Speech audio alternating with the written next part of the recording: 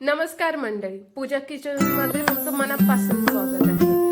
चला तर आज आपण पाहूया वडापाव।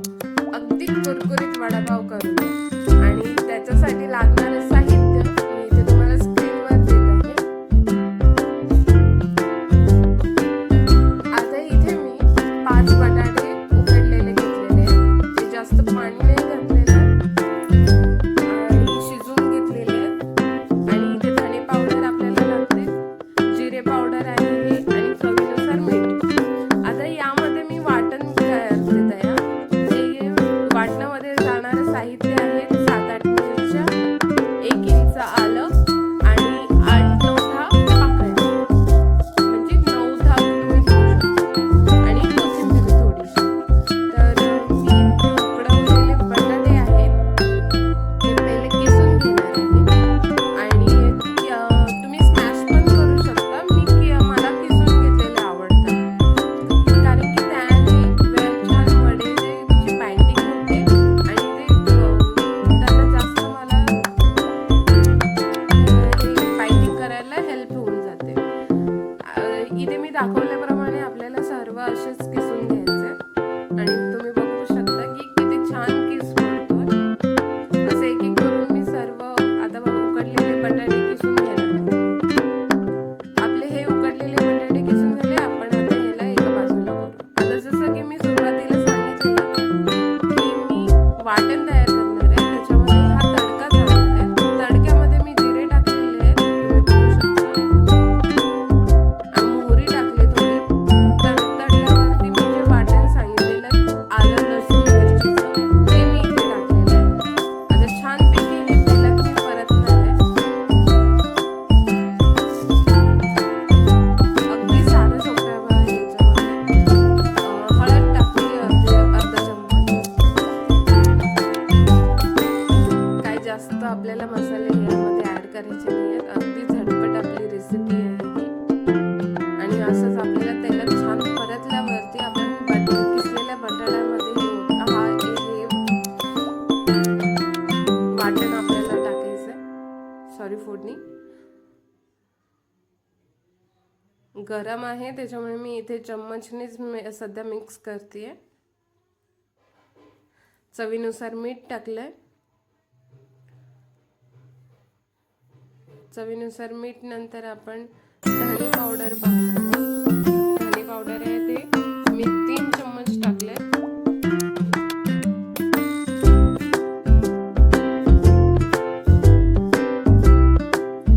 जिरे पावडर घेतो आपण, जिरे पावडर आपण टाकलेलं आहे यामध्ये 3 चम्मच, 3 चम्मच टाकलेलं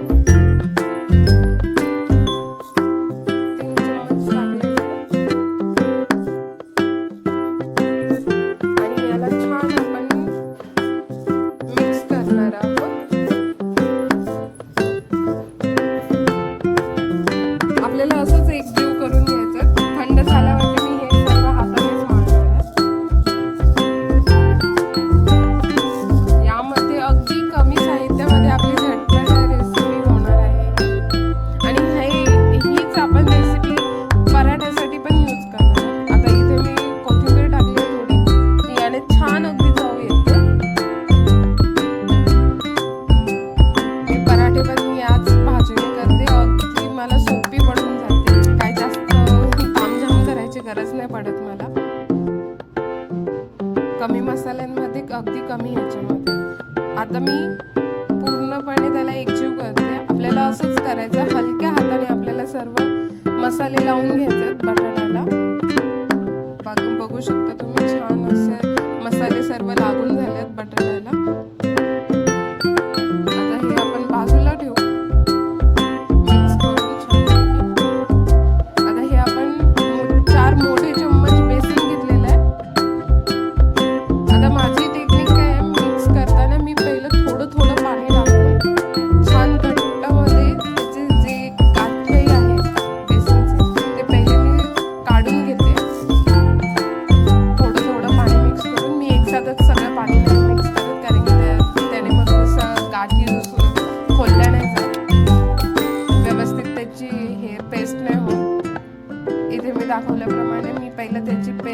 छानशी पेस्ट करून घेतली. आता मला जशी कन्सिस्टन्सी हवी आहे तशीच मी अगदी यामध्ये पाणी टाकलेलं आहे. आणि आपल्याला जास्त गाढा पण ठेवायचं नाही आणि जास्त पातळ पण नाही. इथे बघू शकता मीठ टाकले चवीनुसार. आता मी चवीनुसार मीठ आणि थोडंसं खायचं सोडा पण टाकलेलं आहे. थोडंसं अजून मला पाणी कमी वाटत होतं म्हणून छान आपल्याला असंच मिक्स करायचं सगळं याचाच खेळ असतो. आणि आता आपण झालेलं आहे कन्सिस्टन्सी बरोबर. आता इथे मी वड्याची तयारी करते.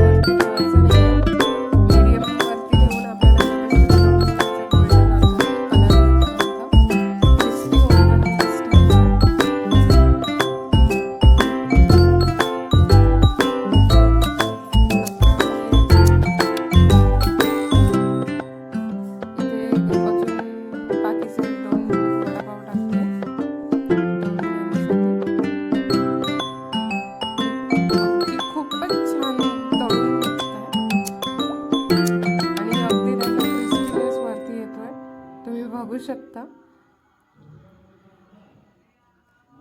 आता त्यांना गोल्डन कलर येईपर्यंत मी तळून घेणार आहे.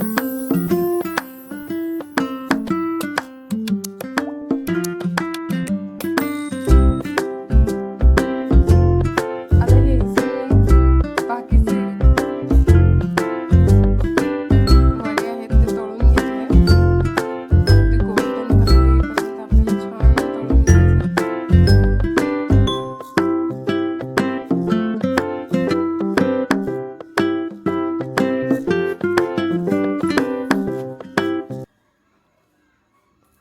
असेच तळून घ्यायचे झालेले आहेत.